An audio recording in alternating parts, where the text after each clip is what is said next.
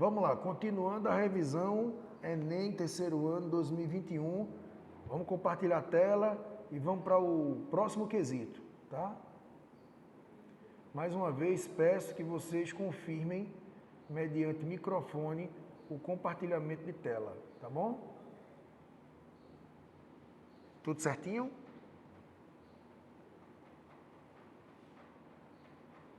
Esperando a confirmação de vocês. Tudo certo? Sim, professor. Beleza, vamos embora, Rian. Então a gente está falando agora de terras indígenas, ok? Terras indígenas. E a gente sabe que o campo brasileiro hoje tem muitos conflitos. Conflitos principalmente de fazendeiros latifundiários para atender os interesses do agronegócio contra índios que tentam proteger suas terras, suas reservas, principalmente ali na região norte do Brasil. Tá certo? Então esse desmatamento, essa expansão da fronteira agrícola, geralmente é para a criação de gado, em algumas áreas para a produção de soja no centro-oeste. A gente comentou aqui que tem uma região no Brasil que sofre muito desmatamento para isso, que é a região chamada de Matopiba, Maranhão, Tocantins, Piauí, Bahia, Matopiba, uma área ali, tá certo? De desmatamento para o agronegócio.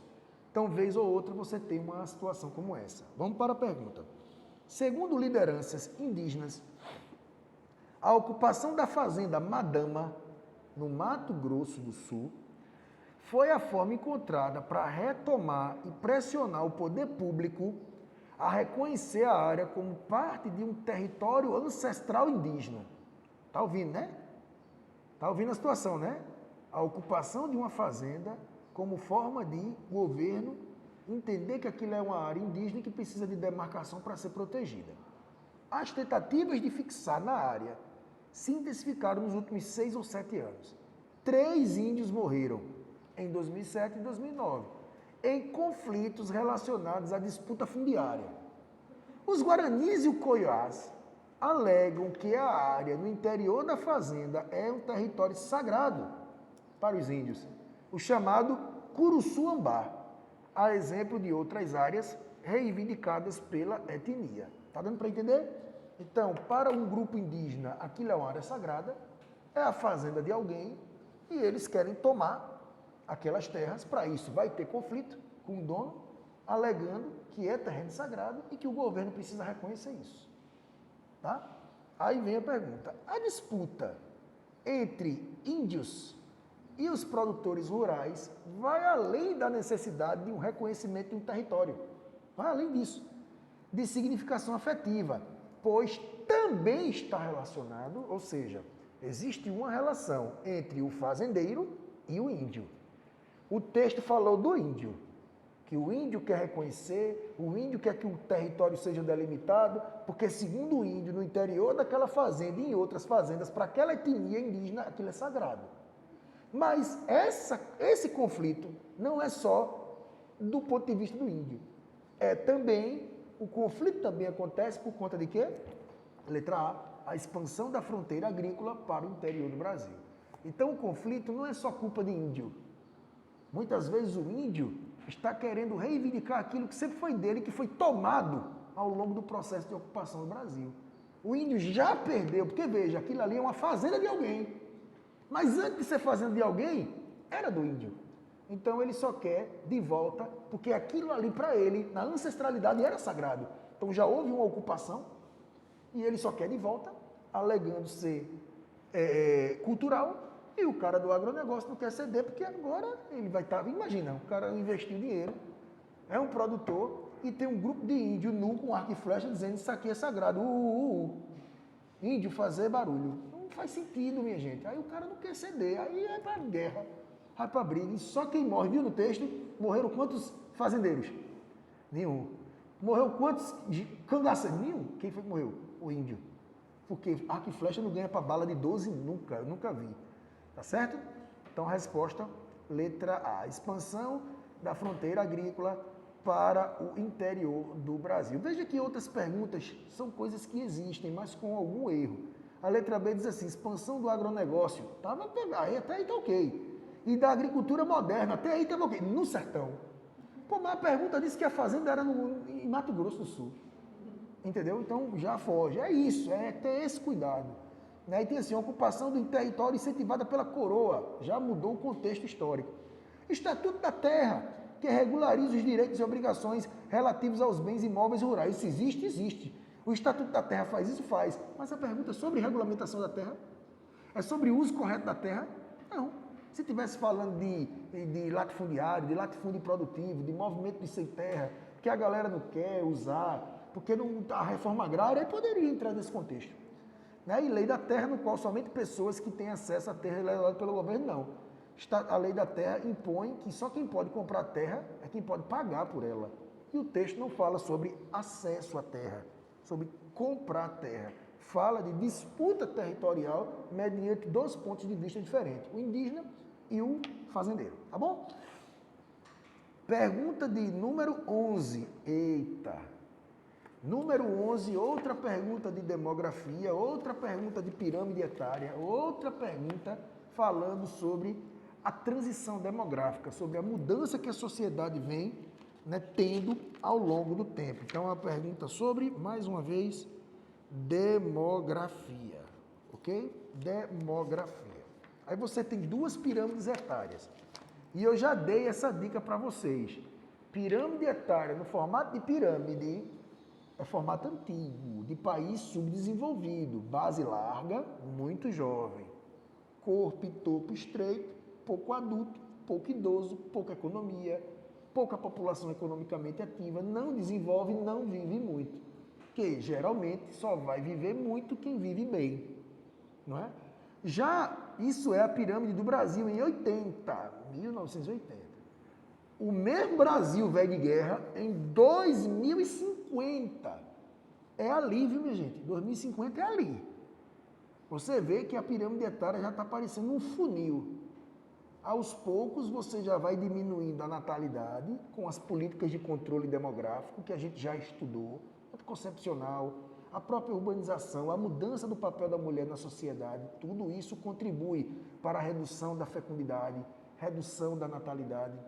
Você tem um aumento do número de idosos, porque há uma melhoria do IDH brasileiro, de uma qualidade de vida. Então você tem, né, um Brasil em crescimento, um Brasil emergente, então diminui os jovens, vai aumentando os adultos e, evidentemente, como melhora economicamente, vai ter uma expectativa de vida maior.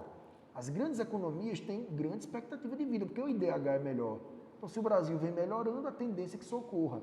Então, a gente meio que inverte a pirâmide etária, ok? Se as estimativas do IBGE ocorrerem, em 2050 haverá o quê? Resposta à letra D.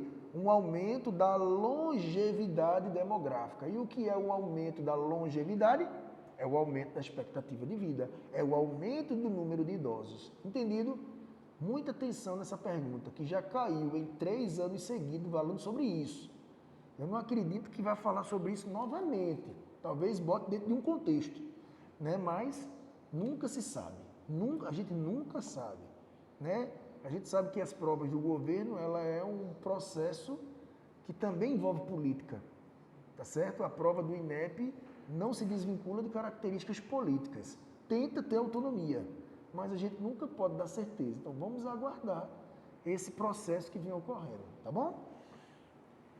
Pergunta de número 12, climatologia El Niño, tá bom?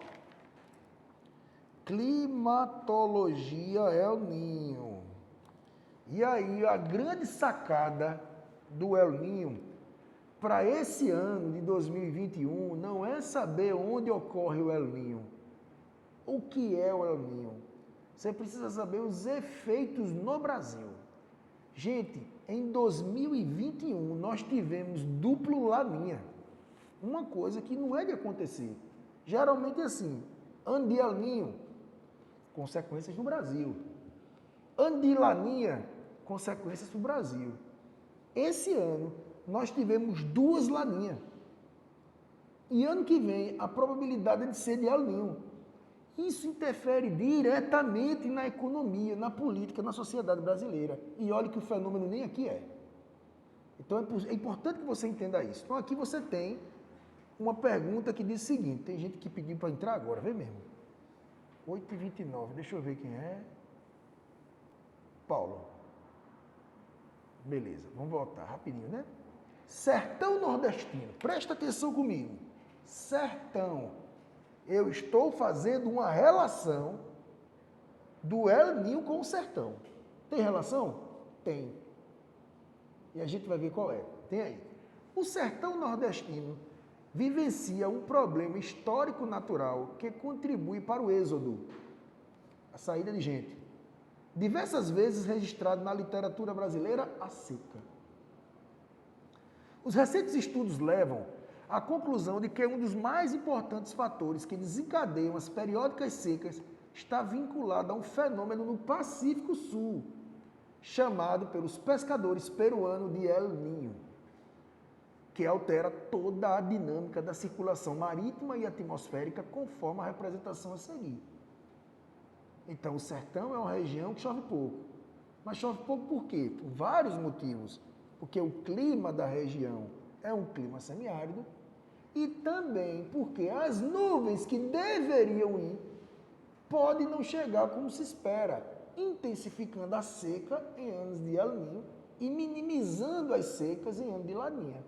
Vamos ver como é que funciona. Aí você tem o primeiro desenho, onde você tem do lado direito a América e do lado esquerdo a Ásia. Perceba, não sei se você está vendo, é como se tivesse um desnívelzinho. Veja que a água fria, ela está mais para cima, já na Ásia, a água fria está nas profundezas. Esse fenômeno, minha gente, é chamado de ressurgência. É quando a água fria das profundezas vem para cima, fazendo com que o Oceano Pacífico, na América, seja frio, tenha muitos plânctons, você tem muitos peixes, muita matéria orgânica, muito bom para a pesca. Isso é o normal. Peru, Chile, é assim. Só que lá na Ásia, a água já é quente. Então você já tem uma evaporação maior, você já tem índice de chuva, já é bom para a agricultura, já é bom para outras coisas. Essa é a condição normal. Fica desse jeito. Quando você tem o El Niño, o que é que vai acontecer? Essa ressurgência que joga a água fria lá para cima perde força. Natural, natureza. Não se tem explicação para isso ainda. E aí, aquela água gelada que estava lá em cima, desce e aí dá a vez agora para a água quente. Então, o que é que vai acontecer com o Oceano Pacífico agora lá na América? Vai esquentar. E a partir do momento que você esquenta, o que é que vai acontecer? Quando esquenta, vai evaporar mais, vai ficar mais quente, vai chover mais. E isso vai alterar as massas de ar, a circulação de vento muda, tudo muda. E no Brasil isso gera consequências. Escuta o que eu estou dizendo agora, viu? Para o Brasil, em anos de El Niño, você tem um aumento das chuvas no centro-oeste, no sudeste e no sul. É o famoso centro-sul. Beleza? Então vai chover mais no Mato Grosso, chove um pouco mais no sudeste, São Paulo abastece as represas, bom para a soja, bom para o plantio. Beleza? Já no norte e no nordeste nosso, né, guerra, sertão principalmente, você tem uma redução do índice de chuva. Porque há uma mudança na alteração dos ventos, que são esses ventos que trazem a umidade oceânica. Muda, beleza? Então você intensifica a seca. Isso no El Niño.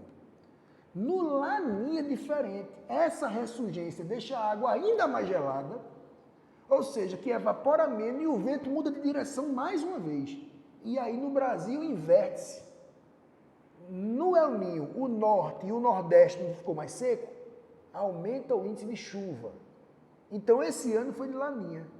Esse ano, no norte e no nordeste, intensificaram o tempo de chuva. Ou você não percebeu que as chuvas aqui chegaram um pouco antes? Choveu com uma maior intensidade. Laninha, explicação. É bom para muita coisa. Mas também tem o problema de enchente de áreas urbanas. Já na região centro, sudeste e sul, acontece o quê? Menos chuva. Então, eu já tenho desmatamento. eu já tenho redução da umidade dos rios voadores. Chega ano de laninha, que já vai diminuir, você juntou vários fatores, o que acabou contribuindo para essa crise hídrica em São Paulo. Com essa fumaça, com essa nuvem de poeira, essa tempestade que veio do centro-oeste. Por quê? O ar está mais seco do que o normal. Porque é ano de laninha. E foram 2 momentos de laninha. Então, tudo isso acaba interferindo na situação climatológica, atmosférica, tudo isso interfere. Vamos para a pergunta. E tem aqui, ó, embaixo da pergunta, tá vendo? Ó, nessa situação, que é o do El Niño, observamos que o plâncton não consegue alcançar a superfície porque a água está mais quente. Muito bem. Menino, o povo está me ligando hoje, ou é cobrança ou é Mega Sena. Eu não joguei na Mega Sena, só pode ser cobrança. Entendendo que a pluviosidade do Nordeste brasileiro depende do deslocamento de massas de ar, que é o que nós chamamos de zona de convergência intertropical, ou seja, os ventos alísios saem dos trópicos, se encontram na linha do Equador e faz chover no Norte e Nordeste. Isso é um fenômeno importante. Com o El Niño, isso atrapalha, isso muda. Por isso que no El Niño intensifica as secas. Aí tem aí. Que fortalece os ventos de oeste no litoral setentrional, supõe-se que a ação do El Niño poderá ocorrer o quê? O El Niño poderá gerar o que está na letra E, que diz assim, tornar a costa sul-americana ainda mais aquecida, a andina mais aquecida, reduzindo a oferta de plânctons, alterando os ventos de oeste e o deslocamento da zona de convergência intertropical, reduzindo a pluviosidade do Nordeste. Está aqui. Está aqui a resposta. E veja que embaixo da pergunta ele ainda disse, ó, nessa situação observamos que o plâncton não consegue alcançar essa área mais superficial. E a resposta é, a água fica mais aquecida, reduzindo a oferta de plânctons. É por isso que eu digo, quando você tem uma imagem, você precisa avaliar a imagem como um todo.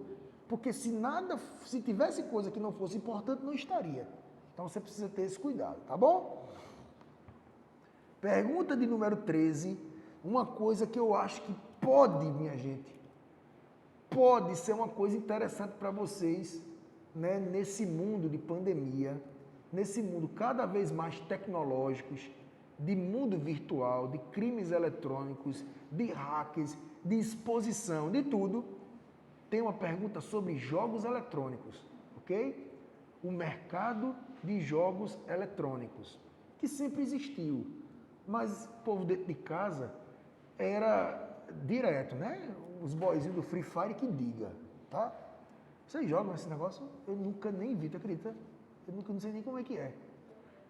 O mercado global de jogos eletrônicos em 2015, por região, Estados Unidos e China, né, competindo pelo número 1. Então você tem Estados Unidos, ó, só para ter noção, na América do Norte, foram 25,8 bilhões na América do Norte. Só os americanos foram 22 bilhões. Para você ver a força dos jogos eletrônicos, patrocínio, é muita coisa envolvida. Já na Ásia, tem aqui em Oceania, 43 bilhões, só a China 22. Ou seja, Estados Unidos 22,0 na América do Norte e a China 22,8. A China vencendo os americanos no comércio e no investimento global desses eletrônicos, né? E do lado de cá tem os segmentos, né? Jogos portáteis, tablets, PC. Ou seja, você concorda comigo que as pessoas estão jogando mais porque estão tendo mais acesso a isso? Você acha que na minha época, enquanto estudante, eu jogava isso? Sabe por quê? Porque não existia isso. Podia até existir, mas para a gente não. Hoje, o tablet que existe, o computador portátil e o celular são coisas que não existiam. Então, se hoje se popularizou o acesso a tablet, smartphone, internet, você dá a possibilidade de mais gente poder fazer, ou não é? Se não fosse esse telefone, essas tecnologias, como é que a gente ia ter essa aula na pandemia? Imagina. Então, a popularização, o acesso, a esses recursos tecnológicos promovem não só coisa ruim, mas também coisas boas, como esses jogos eletrônicos e tantas outras coisas, ok? Com base na análise dos gráficos, entende-se que aconteceu o quê? E o gabarito aí é o que está na letra A. Fortalecimento do mercado mundial de jogos. Veja que no lado esquerdo você tem bilhões, bilhões, bilhões de dólares envolvidos. É favorecido pela popularização de quê? Smartphones e tablets, com a previsão de crescimento superior a 20%. Tá bom? Se não fosse esse processo que nós fomos forçados a entrar, a gente chegaria nessa situação em algum momento. Só que isso foi antecipado, né? Essas profissões de influencer, de youtuber, tudo isso já existia. Só que passou a existir de um volume muito grande. Pessoas que não eram nada passaram a ser alguma coisa. Porque aproveitaram-se da onda e tiveram inteligência, tiveram preparo, tiveram suporte para aproveitar esse momento. Quantas pessoas quebraram e perderam emprego e quantas conseguiram criar um novo emprego, uma nova oportunidade? Então essa é a realidade, tá bom? Pergunta 14. Outra pergunta de climatologia de El Niño. Eu não botei por botar não, viu? Botei sabendo. Pergunta 14. Tem assim: na atualidade, as anomalias do sistema climático, que são mundialmente conhecidas como El Niño e Laninha, eu gosto tanto de falar isso que parece que eu sei falar espanhol, velho. El Niño e Laninha. Acho que a pronúncia fica até legal, né? Agora qualquer outra coisa já para mim complica. Né? É como se fosse assim, viu, Laís? Case para smartphone, Xiaomi Note 10 off. Até hoje sabe nada. Vamos lá. Representam uma alteração no sistema oceano-atmosfera, no Oceano Pacífico tropical, que é o sul, né? E acarretam consequências no tempo e no clima, olha aí, em todo o planeta. Nesta definição, considera-se não somente a presença das águas quentes do corrente El Niño, mas também as mudanças na atmosfera próxima à superfície do oceano, como o enfraquecimento dos ventos alísios. Está vendo que altera tudo? Na região equatorial. Com esse aquecimento do oceano e com o enfraquecimento dos ventos alísios, começam a ser observadas mudanças da circulação atmosféricas em baixos níveis. O que são baixos níveis, minha gente? Ó, não tem atmosfera, não tem a camada de ar, tem vento por aqui próximo, tem vento mais alto, tem vento mais alto. Então, os ventos lá em cima são de altos níveis. Quando ele fala ventos de baixos níveis, são esses ventos que a gente recebe, são esses ventos que trazem as nuvens, minha gente. Tá? Aí tem aí, determinando mudanças no padrão de transporte de umidade e, portanto, variações na distribuição das chuvas em regiões tropicais e de latitudes médias e altas. Vai interferir tudo. No Brasil, o El Niño provoca o quê? No Brasil, El Niño provoca o quê? Letra A, severas secas na região Nordeste, como eu falei na anterior, que intensifica as secas no Nordeste, diminui a chuva no Norte e Nordeste, ok? El Niño, cuidado para você não trocar, tá certo? Cuidado para não trocar. Pergunta 15, misericórdia, parece que deu cria. Eu achei que eu ia errar por 20. Pergunta 15. Pergunta sobre, preste atenção, pergunta sobre terra, economia. Tem assim: esta cova em que estás, com palmos medida, é a conta menor que tiraste em vida. É de bom tamanho, nem largo nem fundo.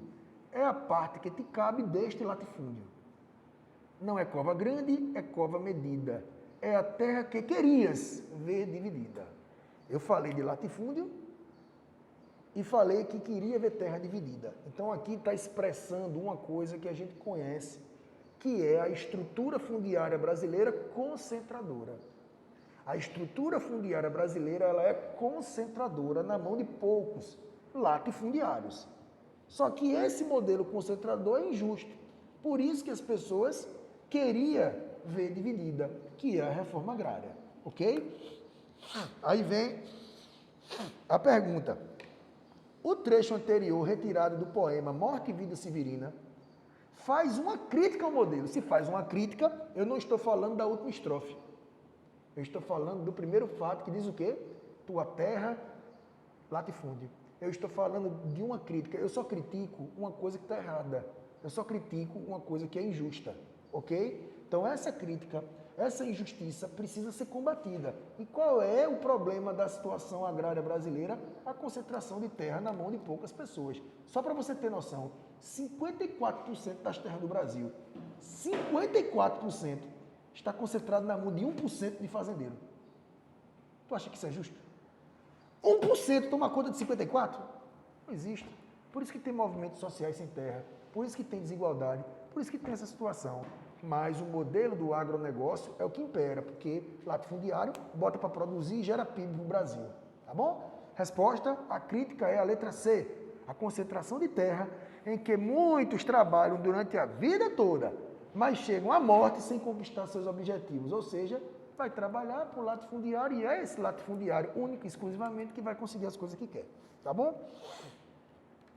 Vamos para a próxima pergunta, 16. Pergunta sobre energia, parque eólico. Em anos de COP do clima, aquecimento global, poluição do ar, falar em energia limpa é sempre bem-vindo. Apesar de que o assunto energia, nos últimos 10 anos, caiu duas questões. O que eu acho absurdo. Eu acho absurdo em uma prova em que o meio ambiente cai muito, você não colocar pergunta sobre política energética. Não faz sentido. Mas vai que esse ano caia, né?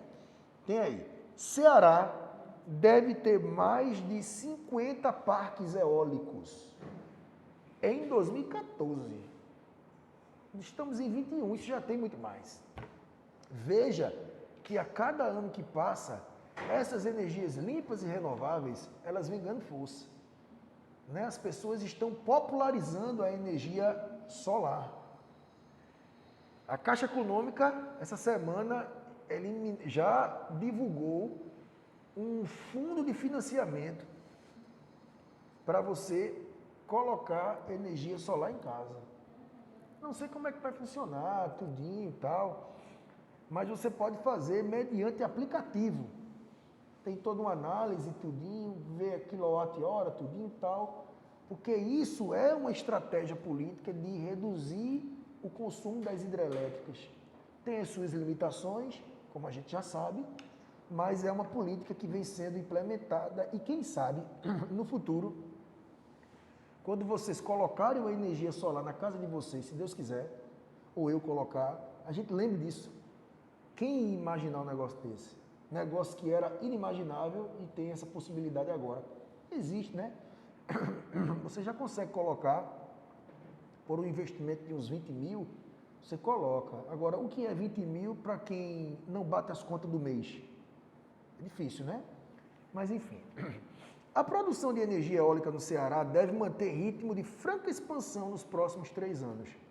Atual líder nacional no setor e com projetos ainda a serem construídos, o Estado deve chegar, em 2014, com mais de 50 usinas e uma capacidade instalada de 1,5 mil megawatts, segundo o panorama traçado pela Associação Brasileira de Energia Eólica.